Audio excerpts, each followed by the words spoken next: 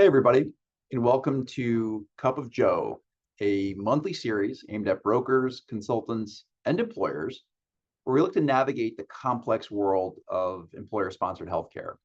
You know, 2024 was a record year at the difference card, and 2025 is off to an incredible start.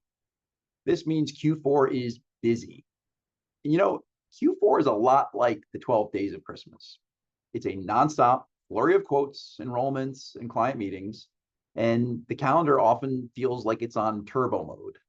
But as anyone in the industry knows, the work that we do now has a direct impact into the success or the struggle of next quarter. And I just mentioned a record-setting Q4 and January 2025, but here's the thing. Selling the plan is just the beginning. Ensuring that those plans are implemented, rolled out, and serviced correctly in Q1 is where the magic really happens. Therefore, I'd like to shine the spotlight on some of our internal heroes, the folks that work behind the scenes to make sure every client's plan is up and running without a hitch. These are the people that make it all look very seamless, but rarely get the credit that they deserve. Today, I've got a special guest joining us from our operations team. Please welcome Loretta Silecchia, the mastermind behind our member experience and client services. Loretta, welcome to Cup of Joe. Jeff, so much for having me. It's really, really great to be here. Q4 is definitely a whirlwind, but I love the challenge of making sure every piece of the puzzle fits perfectly by the time January rolls around. Loretta, you and your team are the proverbial elves in the workshop, working tirelessly to make sure things go smoothly. What's one thing you wish everyone knew about the work that you do in Q4?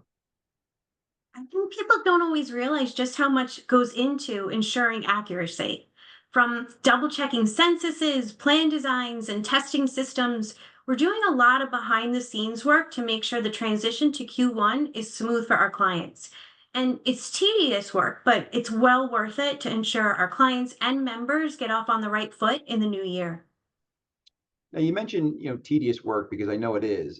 Is there a tool or a resource that you rely on heavily to make sure everything stays on track during this crazy time of year? Honestly, our project management tool is a lifesaver. It Mm. helps us track every task, deadline, and handoff. But beyond tools, I'd say weekly team huddles is just as important, staying connected with each other. It keeps us aligned and aware of potential roadblocks so we can work them through together as a team. Yeah, that's super important. I couldn't agree more, especially with us being a remote first companies. Those team huddles are crucial. And also keeping the team motivated is huge. Speaking of motivation, how do you keep your team motivated during this, particularly hectic time of year? Helps.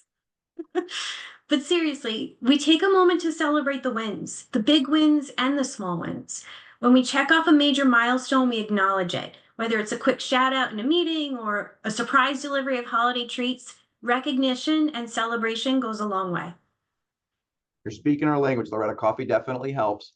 But I do love that. And speaking of celebrations, as we look ahead to Q1, what are you most excited about in 2025? I'm excited to see some of the process improvements that we've implemented this Q4 in action. We've automated some manual steps, which should save us a ton of time and increase accuracy in the new year. And it's always rewarding to see all of the team's hard work and innovation pay off. Yeah, you had mentioned, automation, and that is a game changer for sure. You know, One last question before we let you get back to the workshop, if you will. If you had one piece of advice for somebody maybe new to the industry, navigating their first Q4 ever, what would it be? I'd say take it one day at a time. Q4 can feel overwhelming, but if you focus on what's in front of you and trust the process, you'll get through it. And don't be afraid to ask for help. Q4 is a team sport, so we're all in it together. 1000%, Loretta. I love it. It is a team sport. It takes a village. I want to thank you, Loretta, for everything you do to keep us on track during this crazy time of year. And more importantly, thank you for joining us on this episode of Cup of Joe. Yes, thank you so much for having me, Joe. Happy holidays. See ya. Happy holidays.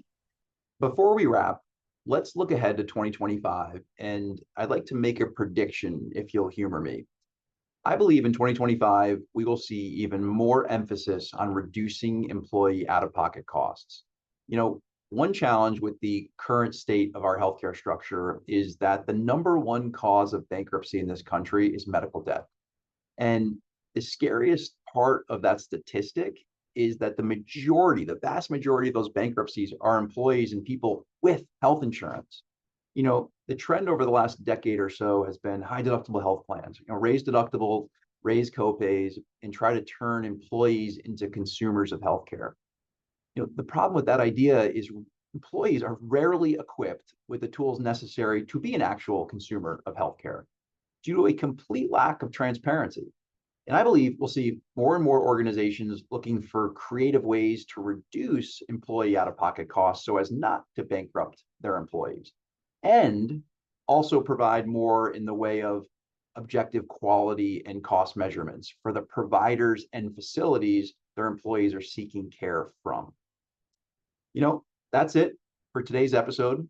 Whether you're knee deep in Q4 chaos or you're sipping eggnog by the fire, remember the work we do today sets the stage for a stronger tomorrow.